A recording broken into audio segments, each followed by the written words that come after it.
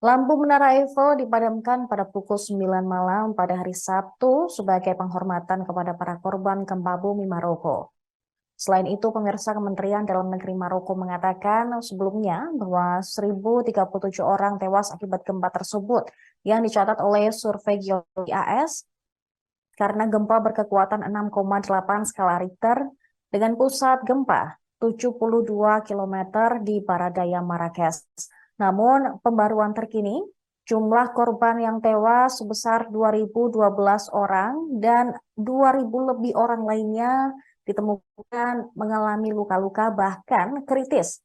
Sementara di desa Amismis dekat pusat gempa, petugas penyelamat mengangkat puing-puing dengan tangki kosong. Sayangnya tidak ada seorang pun yang ditemukan hidup di keluarga itu.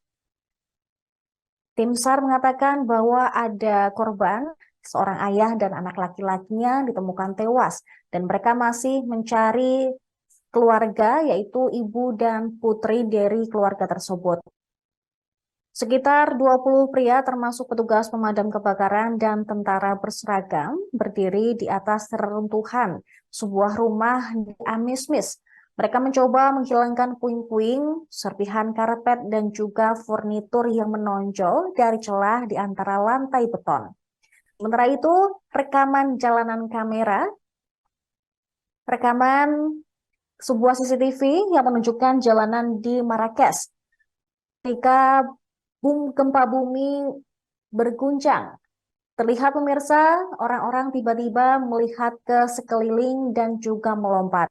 Dan ada yang lain berdiri mencari perlindungan ke dalam gang, kemudian melarikan diri ketika debu dan puing-puing mulai berjatuhan di sekitar mereka.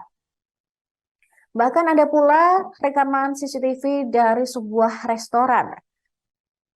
Orang-orang di sana tampak sedang menikmati suasana dan hidangan di dalam restoran tersebut.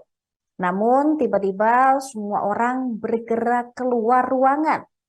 Rekaman restoran itu diambil pada 8 September 2023, tepatnya ketika gempa bumi berkekuatan 6,8 skala Richter mengguncang Maroko. Hingga saat ini, diperkirakan jumlah korban meninggal maupun terluka akibat gempa bumi Maroko akan terus bertambah.